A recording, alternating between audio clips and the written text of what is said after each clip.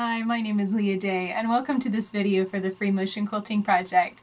Today we're back on the spoonflower version of Express Your Love and stitching out another beautiful design. And we're going to play with some stacking designs, I think. Stacking designs are kind of based off of the design pebbling, a lot of circles, basically building up. So we're going to work with circles today, but this time I want to put something really fun and happy inside of it. We're going to put a smiley face in all of our circles to create happy stitch. So let's get on the machine and see how this works in free motion. So we're ready to get started, and you can already see what this design looks like. It's basically just a circle with straight lines for eyes and a little curve that comes inside for the mouth. So let's see how this actually works step by step. I'm going to stitch, let's do a pretty big one right here. Swing around with my circle, that's the base. And you just kind of stack it together with everything else. And now I'm going to stitch a straight line almost to the midpoint of that circle.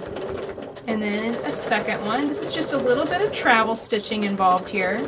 Now I'm going to travel stitch along the side and about to the, it would technically be the side, like a 90-degree angle from the eyes. I know you can't see the eyes right this second, but it's about a 90-degree angle from the eyes. And just swing around to create that smiley face. And it's basically, you know, you can look at it two ways. You can either get obsessive about the placement of it around, you know, in relation to the eyes, or you could just look at it as an echo of the base of the circle. Either way will work. So here's some more eyes. I've got a little circle right here. And that's the cool thing. This design works really well on a big scale. It really does expand nicely. But it also can be stitched on a smaller scale. So it's a very versatile design. Just swing out and stitch my eyes and then swing around with a nice smile. Very nice. Now you're going to have areas, little gaps. Let me stitch over here and I'll show you what I'm talking about. You're going to have little gaps between the circles. You can see they're almost kind of a triangle shape right here and right here. You can leave them open just like they are right now. You can go inside them and put a little circle in there. You could go in there and fill it completely and just do a little bit of thread play in that area and fill it up completely. It's really entirely up to you however you want to stitch it. I kind of like them open. And I kind of like them filled. I could go either way with it. If it was a bed quilt, personally, I'd probably leave them open just so that the design appeared more open. If it was, well, this is a wall hanging, I probably will wiggle in and do a few circles in the biggest ones. I won't bother trying to do a whole smiley face in them. I'll just stitch a little circle, you know, something like that. And that's just fine.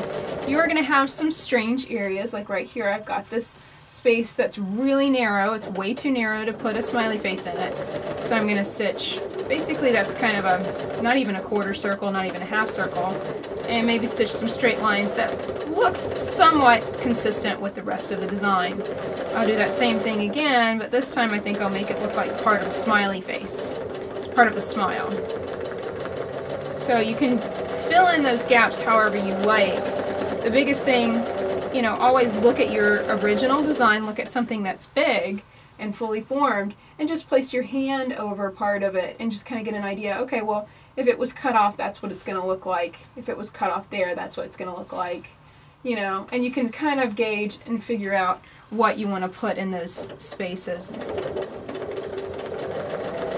The biggest key is just keep on smiling. This design, just stitching it makes me smile. I know it's so kind of silly and fun.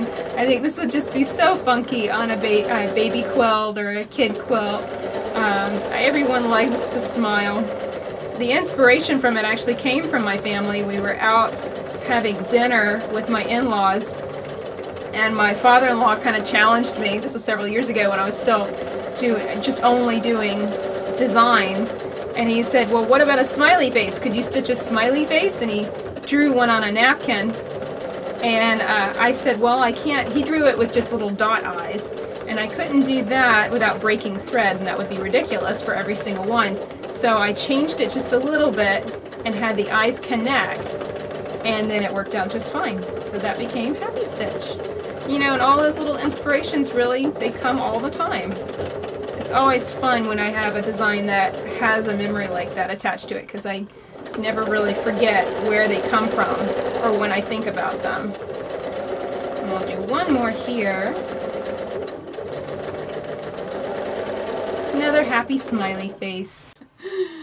So that's it for this design. I really hope that you've enjoyed learning how to quilt Happy Stitch. And here's what it looks like whenever you finish it. So I don't know about you, but I'm going to be smiling for the whole rest of the day. I really enjoyed stitching this out.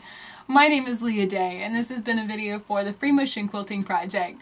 Find hundreds of videos stitching out many cheerful designs at freemotionproject.com. Until next time, let's go quilt.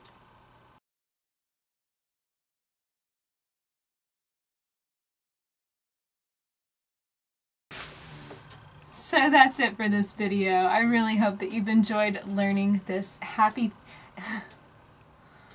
So that's it for this video. I really hope that you've enjoyed learning this Happy Stitch design. Happy Stitch design, Leah! Alright. So that's it for this video. I really hope that you've learned how to